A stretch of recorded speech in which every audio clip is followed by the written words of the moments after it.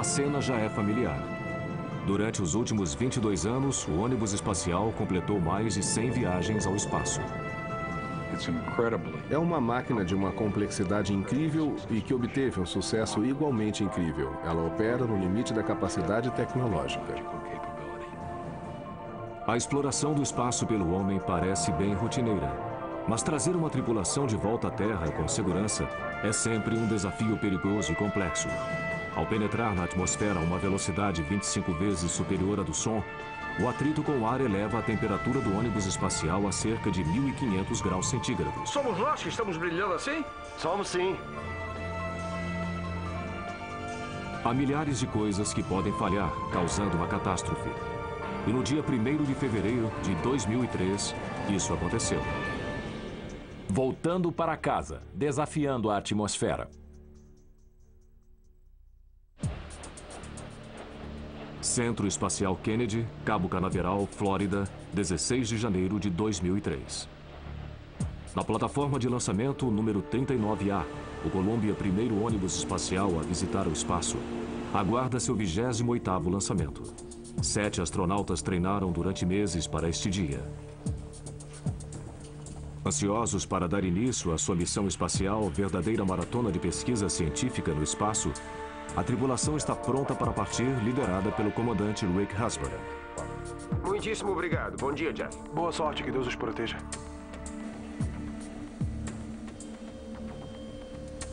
Sequência automática de partida autorizada.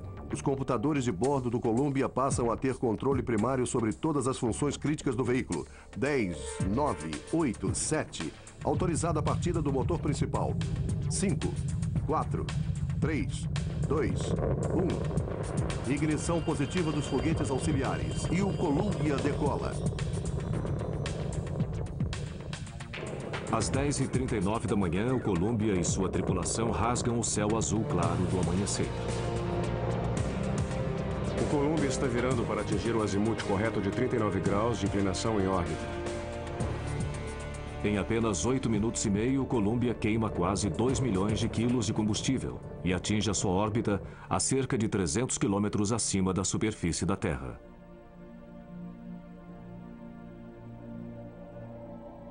A bordo estão o comandante Rick Husband, o piloto Willie McCool e os especialistas em missões espaciais Dave Brown, Kalpana Chawla e Laura Clark. Estão também fazendo parte da missão o comandante da carga Mike Anderson e o especialista em cargas espaciais Alan Vermon, da Agência Espacial Israelense. Durante as 2 semanas seguintes, eles trabalharam 24 horas por dia em 2 turnos que se alternavam. Conduziram um número recorde de 80 experiências, todas dedicadas à pesquisa nas ciências físicas, biológicas e espaciais. A missão foi um tremendo sucesso.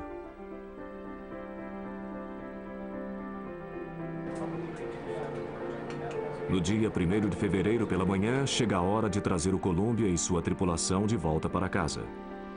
Quando o ônibus estava sobrevoando o Oceano Índico, a equipe de controle da missão, que fica em Houston, autoriza a reentrada.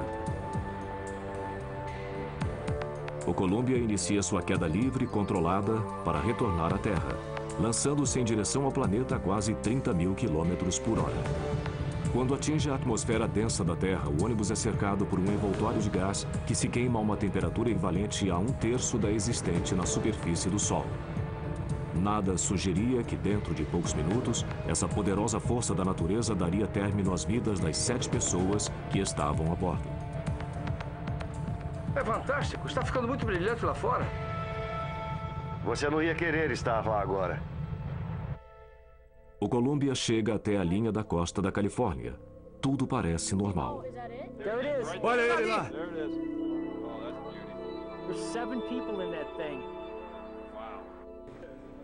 O pouso no Centro Espacial Kennedy, na Flórida, ocorreria em menos de 25 minutos.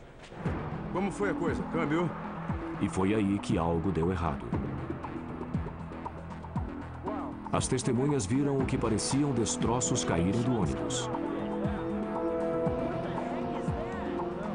O controle controle da missão desconhecia qualquer problema, mas alguns minutos depois eles começam a estranhar certas leituras de temperatura vindas de sensores colocados no trem de pouso esquerdo da nave. Eles entraram em contato com o comandante Rick Husband. Columbia, aqui é Houston. Estamos vendo suas mensagens de pressão dos pneus, mas não copiamos sua última. Positivo.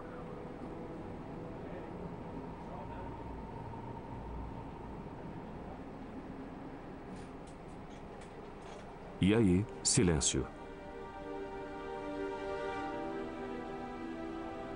Havia acontecido o inimaginável. O Columbia desintegrou-se no céu sobre o Texas.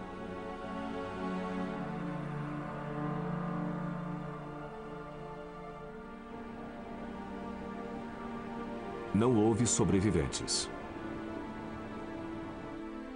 Para um país que já estava emocionalmente perturbado pelas ameaças de terrorismo e uma possível guerra contra o Iraque, a perda do Columbia e seus 7 tripulantes foi um golpe devastador.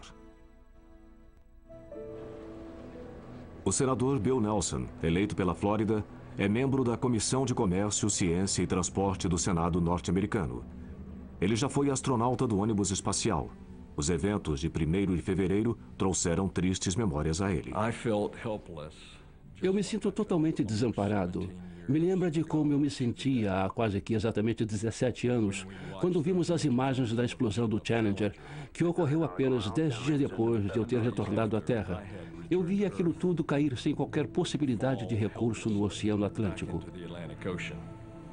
Desta vez, 17 anos depois, estamos vendo os pedaços do Columbia caírem inapelavelmente na Terra.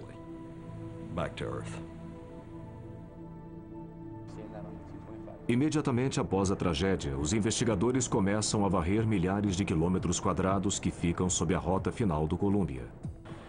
Eles esperam que os destroços que caíram ao solo numa chuva de metal aquecido possam fornecer pistas. Mas encontrar respostas pode levar meses.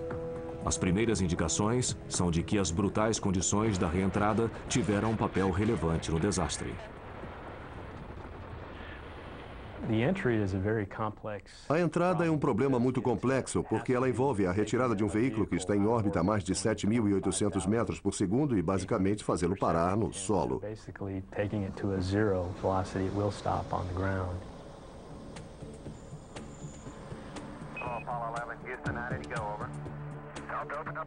A possibilidade de uma catástrofe durante a reentrada preocupa os engenheiros e cientistas desde os primórdios das viagens espaciais. No início dos anos 70, quando os últimos astronautas das missões Apollo caíam em segurança através da atmosfera, cercados por chamas, parecia que as dificuldades haviam sido superadas. O homem havia conquistado a Lua e os engenheiros da NASA começaram a perguntar: o que vamos fazer agora?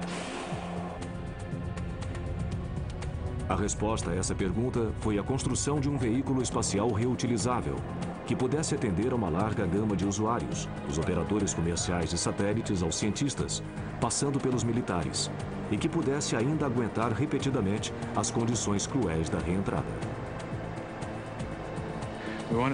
Queríamos construir um veículo muito eficaz que pudesse levar uma boa carga ao espaço e fazer isso muitas vezes, criando uma rotina. Era isso que tínhamos em mente quando projetamos o ônibus espacial. Em 1981, depois de quase uma década de discussões políticas e superadas as dificuldades de projeto, a NASA terminou de montar o primeiro ônibus espacial. O ônibus espacial tem um porte semelhante ao de um jato comercial DC-9 e comporta tripulações de até 10 astronautas e cientistas em viagens de ida e volta ao espaço. Seu compartimento de carga é capaz de transportar cerca de 30 toneladas e tem espaço suficiente para carregar satélites para a condução de experiências científicas e serve ainda como plataforma para a construção da Estação Espacial Internacional. Mas para garantir o retorno seguro da carga e da tripulação, o ônibus não pode simplesmente deixar sua órbita e cair no oceano, como faziam as cápsulas Apollo que o antecederam. Uma vez dentro da atmosfera, ele deve planar por milhares de quilômetros e pousar numa pista normal.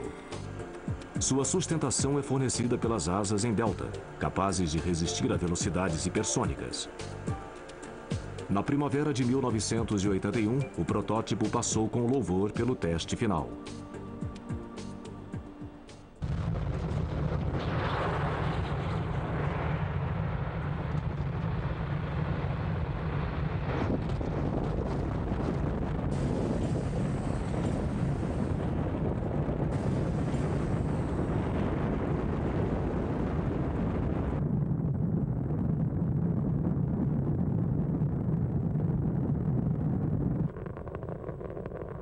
É necessária muita potência para levar um veículo que pesa mais de 2.000 toneladas a uma altitude de 360 quilômetros. Para colocar qualquer coisa em órbita, você tem de fazer duas coisas: chegar a centenas de quilômetros acima da superfície da Terra e depois atingir uma velocidade suficiente para permanecer em órbita, ao invés de cair de volta na Terra. A quantidade de energia contida no ônibus espacial completamente abastecido é semelhante à liberada por uma pequena explosão atômica. A cada lançamento pode-se sentir a potência bruta, é acachapante e, claro, a gente fica ali sentado, rezando para que nada dê errado, porque administrar toda aquela potência exige muito da tecnologia disponível. São necessárias 2.000 toneladas de combustível de foguete para empurrar o ônibus até sua órbita e para que ele atinja a velocidade necessária para contrabalançar a poderosa força da gravidade da Terra. Para permanecer em órbita, você tem de estar a quase 29.000 quilômetros por hora. Significa percorrer uns 8 quilômetros a cada segundo.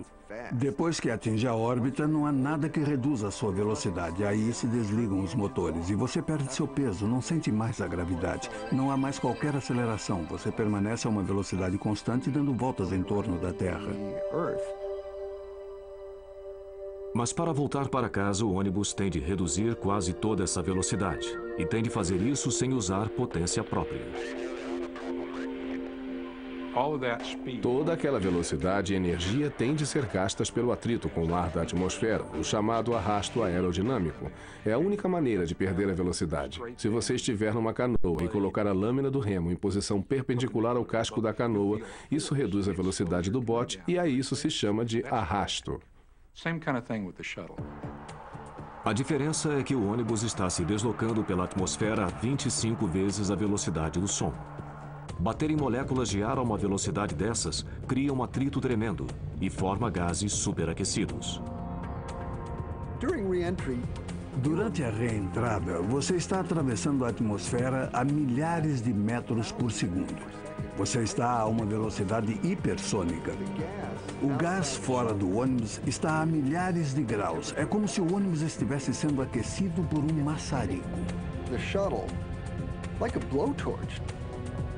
Para a tripulação dentro da nave que brilha, o show de luzes é fascinante. Nossa, que estamos brilhando desse jeito? Que coisa! Isso é espetacular. A visão pode ser espetacular, mas o ar superaquecido, cuja temperatura chega a 1.500 graus, pode ser fatal. No dia 1º de fevereiro de 2003, os 7 astronautas que estavam a bordo do ônibus espacial Columbia perderam suas vidas quando retornavam à Terra. Essa foi a primeira tragédia enfrentada pela NASA durante um procedimento de reentrada. Conduzir um veículo sem motor, que se desloca a 8 km por segundo, para fora de órbita e levá-lo até uma pista de pouso pré-determinada do outro lado do mundo, não tem nada de rotineiro. As antigas cápsulas Mercury, Gemini e Apollo eram equipadas com paraquedas. Podiam aterrissar em qualquer ponto do oceano e por isso o alvo delas era enorme. Já com o ônibus, ou você pousa numa pista e tem que ser uma pista bem longa, por isso você só pode pousar num número limitado de pistas em todo o mundo ou vai se dar mal. Para voltar para casa, o ônibus utiliza a força da gravidade para conduzi-lo até a atmosfera. Mas para deixar a sua órbita e começar sua descida em direção à Terra, o ônibus ainda precisa perder velocidade, mas não muita. Para alterarmos nossa órbita o suficiente para que a parte mais baixa da órbita intercepte a atmosfera, temos que reduzir a velocidade por apenas umas poucas centenas de metros por segundo. É só um pequeno percentual e é uma alteração bem pequena em termos de energia total, mas é o que muda tudo, porque uma vez que a órbita intercepte a atmosfera, você começa a esbarrar numa porção de moléculas de ar que criam muito atrito e fazem você perder velocidade rapidinho.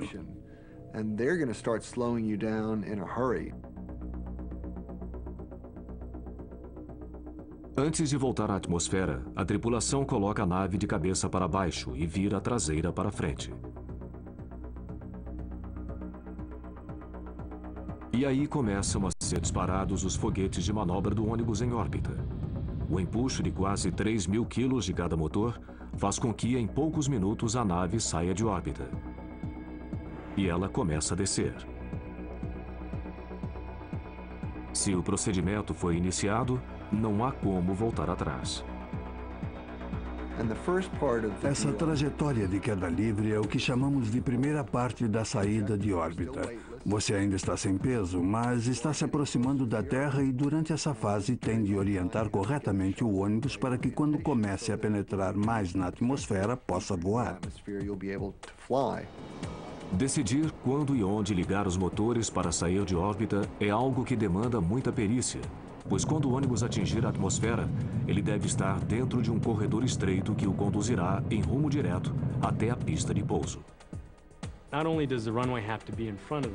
Além de a pista estar à frente do veículo, o procedimento todo deve ser iniciado no instante correto, porque você não pode estar muito longe nem muito perto da pista de pouso. Se o ônibus penetra na atmosfera muito perto da pista de pouso, o forte ângulo de entrada necessário para conduzi-lo à pista causará um aquecimento rápido demais, devido ao atrito. Ele se desintegraria. Se ele penetra na atmosfera num ângulo muito pequeno, as asas começam a gerar sustentação. Nesse caso, o ônibus resvalaria de novo para fora da atmosfera, assim como uma pedra chata que se joga sobre a água de um lago. Para cair num rumo preciso, o piloto automático guia o ônibus usando 38 pequenos foguetes, que formam o chamado sistema de controle por reação. Eles ficam no nariz e na cauda da nave e disparam jatos curtos em qualquer direção que for necessária. Precisa-se de apenas 12 quilos de empuxo para manobrar o veículo. Parece pouco, mas não há atrito no espaço para impedir que o ônibus se desloque, por isso um foguete de 12 quilos é suficiente. Os engenheiros projetam cada reentrada para que o veículo atinja a atmosfera a menos de 8.000 quilômetros do local de pouso. Mas manter uma trajetória precisa enquanto se cai para a Terra é apenas parte do desafio da reentrada. O ônibus deve perder quase toda a sua velocidade. E deve fazer isso seguindo uma razão precisa. Se você tem um planador enorme que plana pouco melhor do que um tijolo, que é mais ou menos o caso do ônibus, e você mira bem de frente para a pista de pouso e tem uma altitude apenas suficiente para trocar pela energia necessária para chegar à pista, a sua margem de erro é mínima. O ônibus sem motor precisa gerar sustentação suficiente sob suas asas para planar por cerca de 8.000 quilômetros até o local do pouso. Ao mesmo tempo, ele tem de gerar arrasto suficiente para reduzir sua velocidade de Mach de 25 para umas poucas centenas de quilômetros por hora, sem se aquecer demais em decorrência do atrito. Usando dados obtidos em testes em túnel de vento, os engenheiros chegaram à conclusão que, para manter esse equilíbrio delicado, o nariz do ônibus precisa estar para cima, no ângulo de 40 graus, quando ele penetra na atmosfera. Você tem de manter esse equilíbrio o tempo todo. Você altera ligeiramente o ângulo de ataque de 40 graus, fazendo-o variar mais ou menos 3 graus. É muito difícil atingir todos esses objetivos, manter a trajetória ao mesmo tempo em que se mantém o atrito e o aquecimento máximo dos níveis desejados. Com um ângulo de 40 graus na reentrada, o ônibus entra na atmosfera de barriga. Logo depois, ele é envolvido por um cobertor de fogo.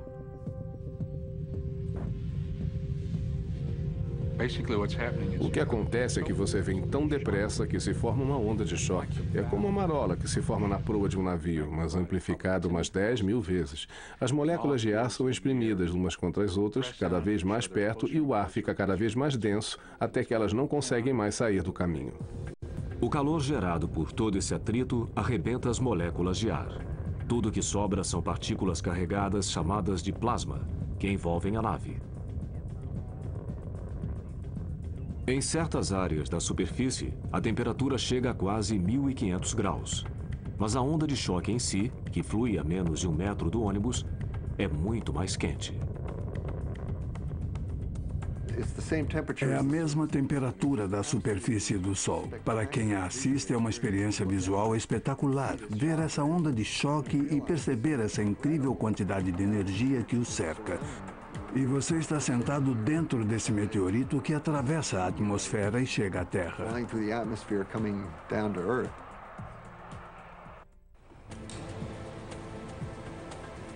Para um veículo cuja estrutura básica é feita de liga de alumínio, parecida com as usadas em aviões, a exposição a esse nível de calor seria catastrófica. O alumínio começa a se derreter a algumas centenas de graus apenas. Acima de 540 graus, ele se mantém derretido. Para proteger a nave e sua tripulação, os engenheiros tiveram de inventar uma maneira para isolar a estrutura desse calor mortal.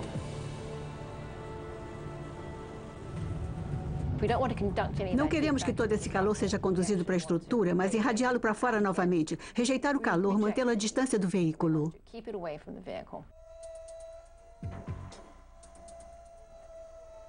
E isso requer um sistema de proteção térmica capaz de resistir a temperaturas de até 1.500 graus.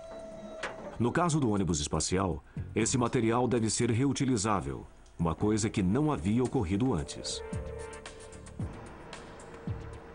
Nos primeiros anos do programa espacial norte-americano, as cápsulas Mercury, Gemini e Apollo eram cobertas por um produto à base de carbono e plástico chamado de ablativo. Sob calor intenso, esse material ablativo queima e forma gases.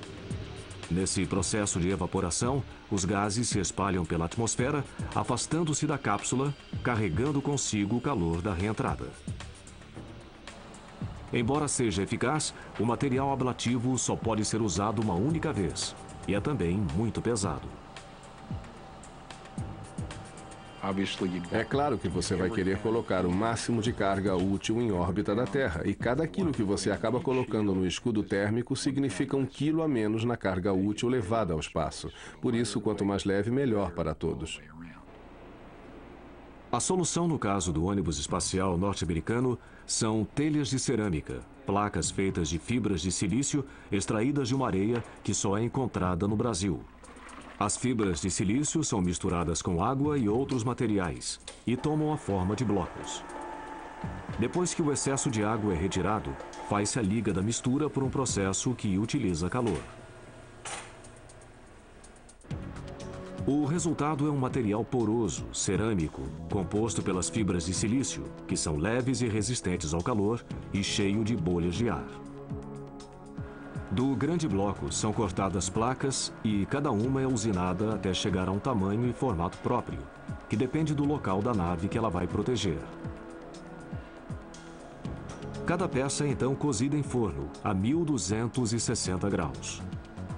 As placas dissipam o calor com tanta eficácia que se pode pegá-las com as mãos, segundos após saírem do forno.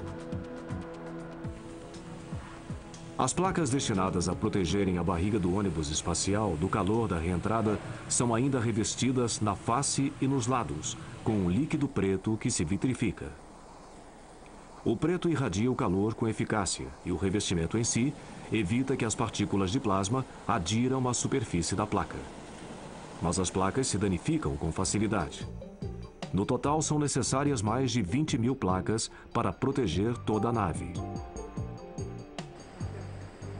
Cada placa é colada à mão sobre a superfície do ônibus espacial com uma cola à base de borracha. Essas placas pretas são capazes de proteger a nave em temperaturas que chegam a atingir 1.260 graus. Mas algumas áreas ficam ainda mais quentes. O ônibus espacial se move para frente, por isso suas seções dianteiras são as primeiras a encontrar o ar e se aquecem mais do que qualquer outra parte da nave. E essas seções são a ponta do nariz e o bordo de ataque das asas.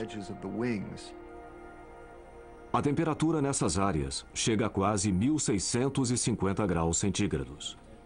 Placas de cerâmica expostas a uma temperatura dessas simplesmente se desintegram. Por isso, os engenheiros desenvolveram um material composto que não é poroso chamado de carbono-carbono reforçado, ou RCC. Essas peças fáceis de identificar por sua cor cinza são maiores e mais fortes e podem resistir a temperaturas muito mais altas do que as placas pretas.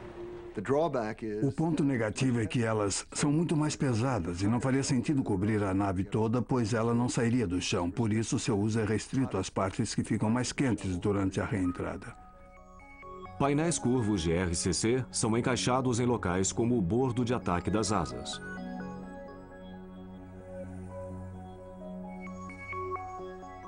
Fitas de vedação chamadas de T-seals são usadas para preencher os espaços entre os painéis. Atrás dos painéis fica o material de isolamento, a última barreira usada para evitar que o calor atinja a asa, que é de alumínio. Esse sistema de proteção térmica é exigido ao máximo assim que o ônibus espacial penetra na atmosfera. O atrito e o calor chegam aos seus pontos máximos durante a queda da nave, de uma altitude de 120 mil metros para 60 mil metros. É também nesse trajeto que o ônibus deixa de ser uma nave espacial e assume o comportamento de um avião convencional. Na medida em que o ar se torna mais denso, os flaps das asas e o leme começam a atuar. Usando o ar para manobrar como um avião, o ônibus espacial consegue perder mais velocidade. Ele inicia uma série de manobras chamadas de curvas em S. Com o nariz para cima, ainda no ângulo de 40 graus, o ônibus espacial faz uma curva forte para um lado. A sustentação do ar sob as asas delta leva o ônibus a centenas de quilômetros para fora de sua direção de voo. As curvas em S gastam energia porque você está voando uma distância maior para chegar à pista de pouso. Está trocando energia pela distância para chegar à pista. E se voa uma distância maior, se livra do excesso de energia. Com muito prazer.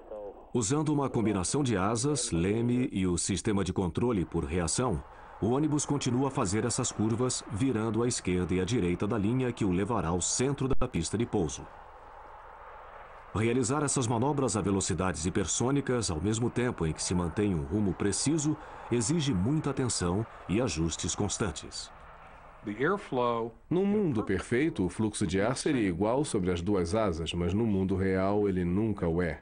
Há sempre leves perturbações causadas por uma placa mais áspera ou por uma perturbação da atmosfera e acaba tendo uma pequena diferença. 15 a 19 rajadas. Essas diferenças podem afetar a capacidade do ônibus de manter o rumo certo.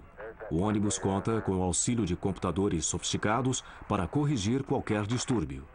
Eles calculam o arrasto, a velocidade, o ângulo de ataque e a altitude 40 vezes por segundo. Se o ônibus se desviar da rota, mesmo que ligeiramente, o sistema ajusta os flaps ou dispara os jatos de controle por reação para manter o curso. Quando o ônibus se aproxima do local de pouso e sua velocidade passa a ser menor do que a do som, o ângulo de ataque de 40 graus é reduzido consideravelmente, mas a administração da energia continua a ser crítica. Você está na rota e o equilíbrio de energia está correto. Ainda falta 1 minuto e tudo parece perfeito. Os engenheiros e os pesquisadores se valem mais uma vez de testes em túnel de vento para determinar o ângulo de ataque correto para o pouso. Eles descobriram que se o ângulo de ataque do ônibus é reduzido para 0 grau, o ângulo utilizado pelos aviões comerciais, o fluxo de ar não cria o arrasto necessário. O ônibus pousaria com velocidade excessiva, ou ele voaria por sobre a pista toda, ou destruiria seu trem de pouso quando tocasse o solo.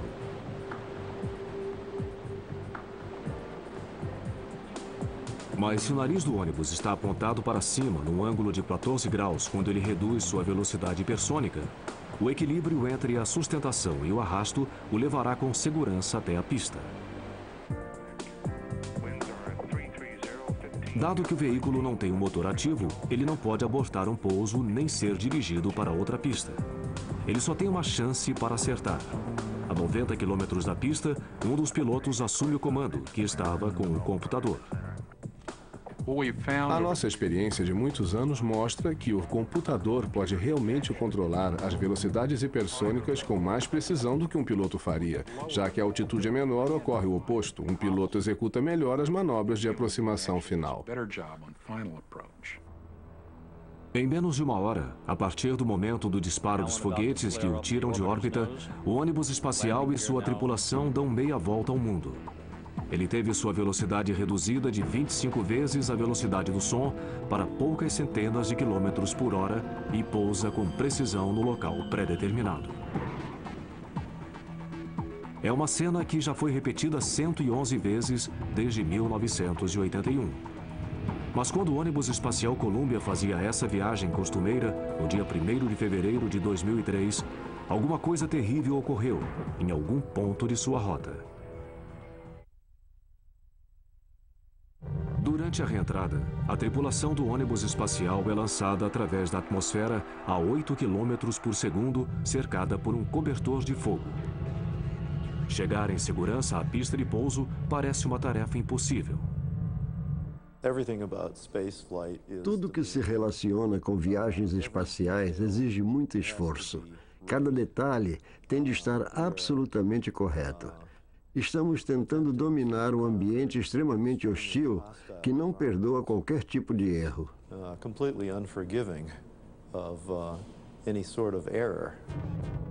Mas nunca se havia perdido um ônibus espacial durante a reentrada, até a manhã do dia 1º de fevereiro de 2003. O Columbia e os 7 astronautas que estavam a bordo mergulhavam para o local de pouso no Centro Espacial Kennedy, no estado da Flórida. Mas por volta das 9 horas da manhã, horário da costa leste dos Estados Unidos, ocorreu um desastre. O Columbia, que foi o primeiro ônibus espacial da NASA a voar no espaço, despedaçou-se no céu do Texas, viajando a mais de 20 mil quilômetros por hora.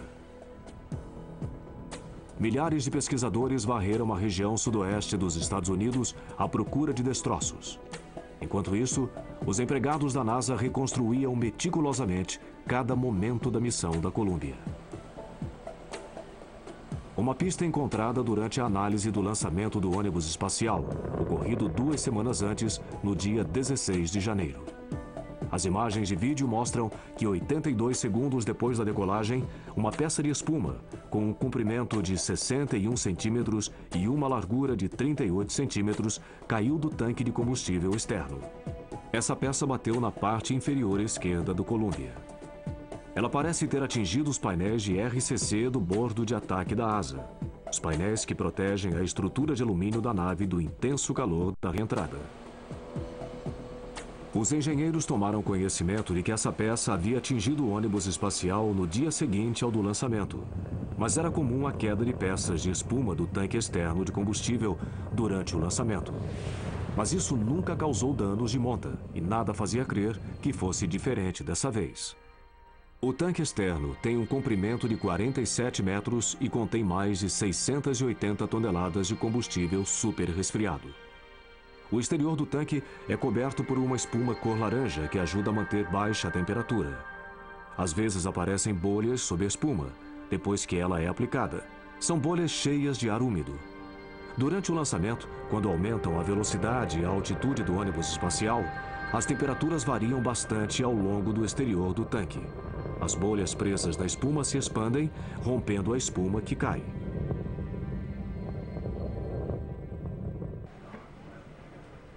Os investigadores talvez nunca consigam descobrir até que ponto o pedaço de espuma contribuiu para a perda do Columbia. Mas uma coisa é certa: o sistema de proteção térmica da asa esquerda do ônibus espacial foi danificado de maneira crítica antes da reentrada. As imagens de radar tomadas por satélites no dia seguinte ao do lançamento dão apoio a essa teoria.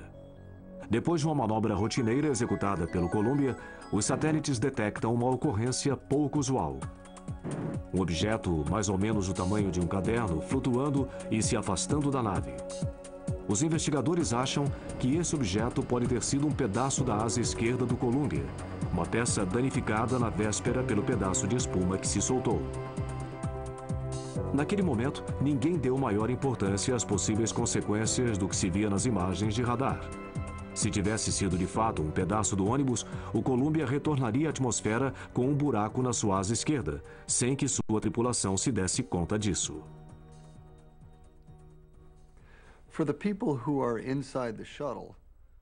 Quem está dentro de um ônibus espacial pode ver certas partes da nave, mas não pode ver outras. Se você tem um braço manipulador a bordo, equipado com uma câmera de vídeo, pode ver partes do ônibus que não são visíveis de dentro da cabine. Como nessa missão não estavam previstos passeios no espaço, o braço manipulador que poderia ser usado para a inspeção de danos não estava a bordo do Columbia. No sábado, dia 1º de fevereiro, o controle da missão se prepara para trazer a tripulação de volta. Às 8h15 da manhã, começam a serem disparados os foguetes do sistema de controle por reação. 2 minutos e 38 segundos depois, o ônibus espacial inicia sua queda livre, controlada, em direção à Terra. Com o veículo viajando a cerca de 29 km por hora, o computador de bordo dirige o veículo para o corredor estreito que o levaria à pista de pouso. O nariz da nave ainda está levantado, no ângulo de 40 graus. Ao sobrevoar o Havaí, a 120 mil metros de altitude, o ônibus espacial penetra na atmosfera e começa a se aquecer. Dentro do Columbia, a reentrada parece estar ocorrendo como prevista. Os 4 tripulantes que estão sentados na cabine de pilotagem ficam maravilhados com o show de luzes. É fantástico, está ficando muito brilhante lá fora. É. Mas o problema já começa a ocorrer lá fora. Às 8h48 e 39 segundos, a leitura de sensores colocados atrás de um dos painéis de RCC da asa esquerda indica um aquecimento anormal.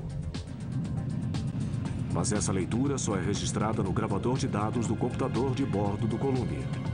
Ninguém sabia desse aumento de temperatura até que o gravador foi recuperado num morro no Texas, muitas semanas depois.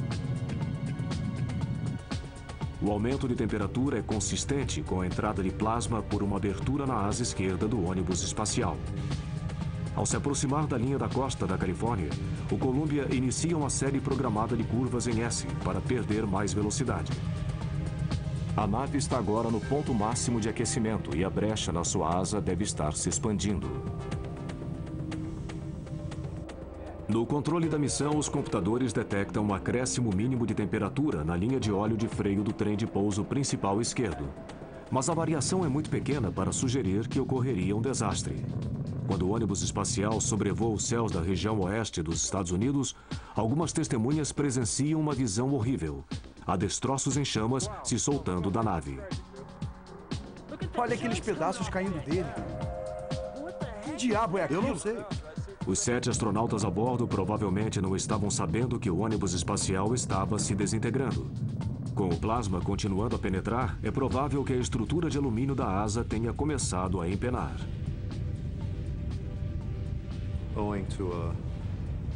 Devido a uma fenda nos painéis de RCC do bordo de ataque, os gases quentes penetraram no interior da asa e derreteram a asa de dentro para fora. A asa começa a perder seu formato aerodinâmico. As placas e outros materiais se soltam. Ainda assim, os jatos do sistema de controle mantêm o Columbia na rota. Sobre o estado do Novo México, o veículo vira para a esquerda, como planejado. A essa altura, o plasma chega ao poço da roda do trem de pouso esquerdo.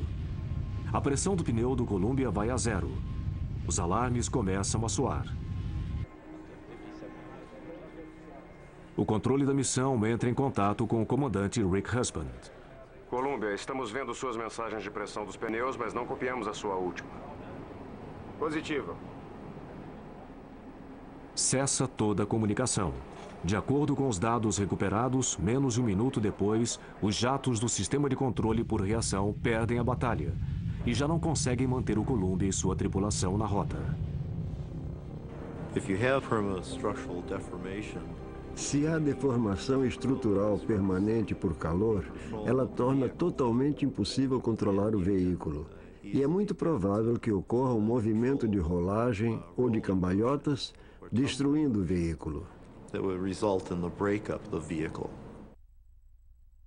Foi o pior que poderia ocorrer.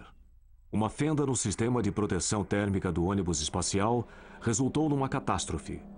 Os destroços se espalharam por milhares de quilômetros quadrados. E 7 astronautas perderam a vida.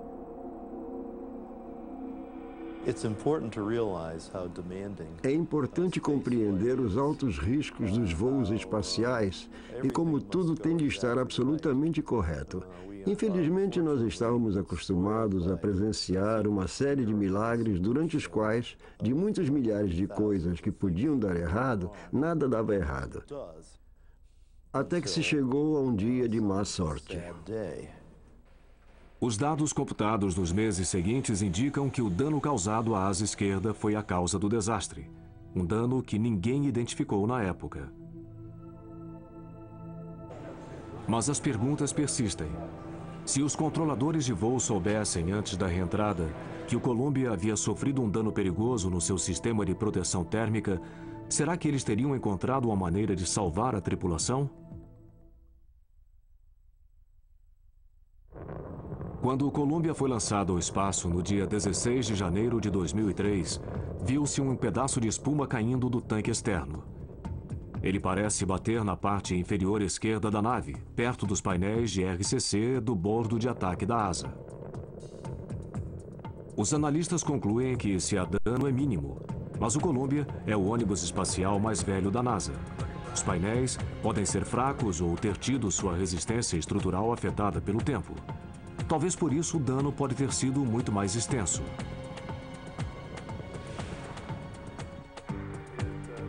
A pergunta persiste. Mesmo que os controladores da missão estivessem a par do dano antes de a nave retornar à Terra, eles poderiam ter salvo a tripulação?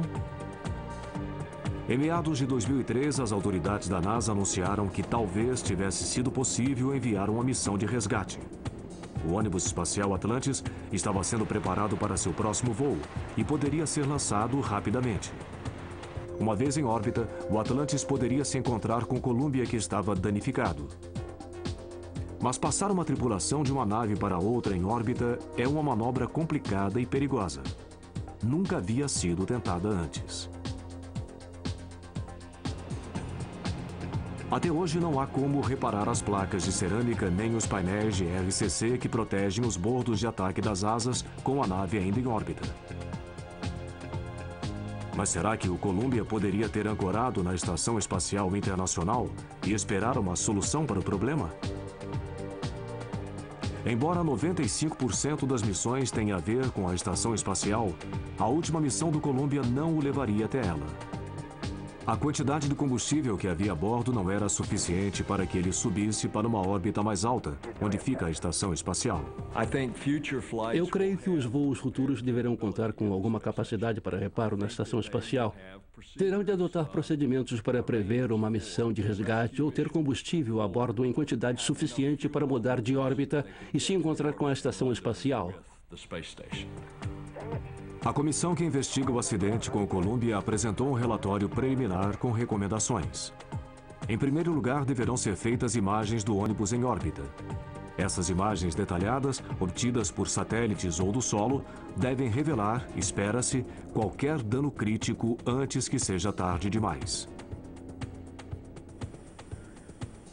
A comissão recomendou também que a NASA implemente um plano integrado para a inspeção do sistema de proteção térmica, antes e depois de cada missão.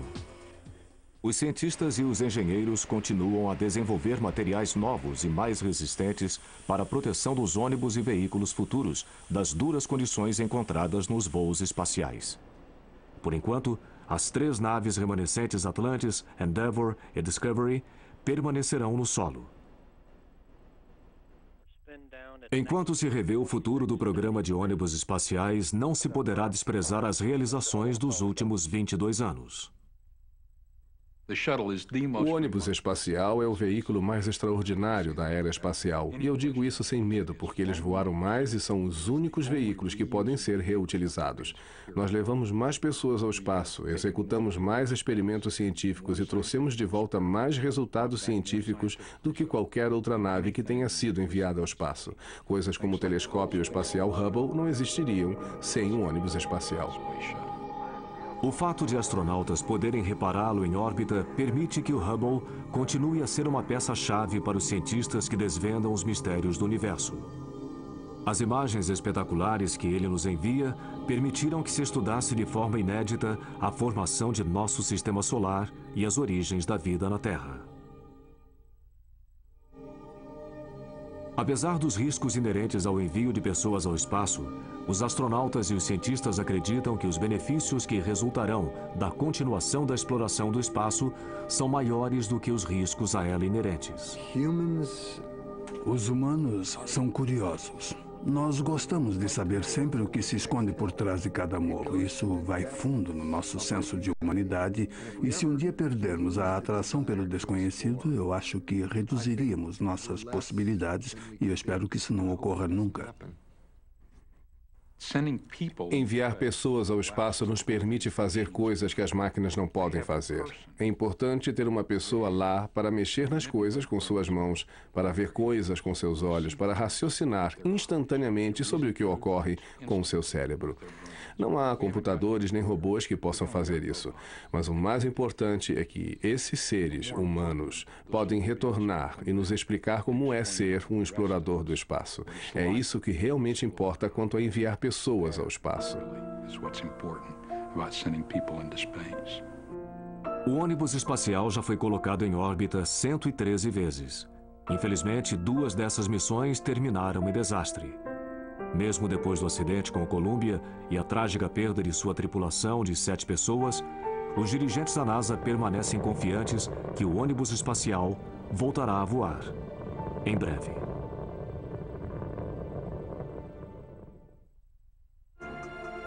Versão brasileira Sincrovídeo.